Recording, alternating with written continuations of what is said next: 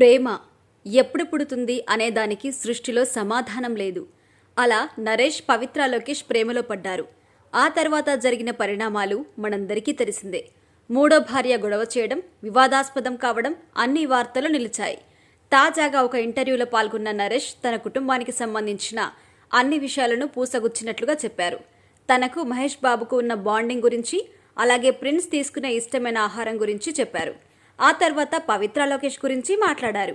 పవిత్ర లోకేష్ది తన అమ్మగారు విజయ నిర్మలది పుట్టినరోజు ఒకే రోజు అని చెప్పారు. ప్రకృతి మనల్ని అలా కలిపిందని, దేవుడు అలా సిగ్నల్స్ ఇచ్చాడు అని చెప్పుకొచ్చారు. పవిత్ర లోకేష్ చాలా మంచిదని, అమ్మ విజయ నిర్మలలా స్ట్రాంగ్ ఉమెన్ అని, అమ్మ చివరి రోజుల్లో తన గురించి ఎంతో బాధపడిందని, ఆ సమయంలో తాను పవిత్ర గురించి అమ్మకు చెప్పాను అని నరేష్ తెలిపారు. అమ్మా, బాధపడకు, నా జీవితంలోకి ఒక మంచి వ్యక్తి వచ్చింది అని చెప్పాను. అలా చెప్పడం వల్ల అమ్మ కొంత స్థిమితపడింది అంటూ నరేష్ చెప్పుకొచ్చారు. నరేష్ వద్ద 1500 కోట్ల ఆస్తి ఉందని, అందుకే అతడితో రిలేషన్షిప్ మొదలు పెట్టిందని, అతడి వయస్సు 60 ఏళ్లు పైబడి ఉన్నప్పటికీ పవిత్ర అతడిని భర్తగా అంగీకరించడానికి కారణం డబ్బు అంటూ ఆమె మాజీ భర్త ఆరోపణలు కూడా చేశాడు.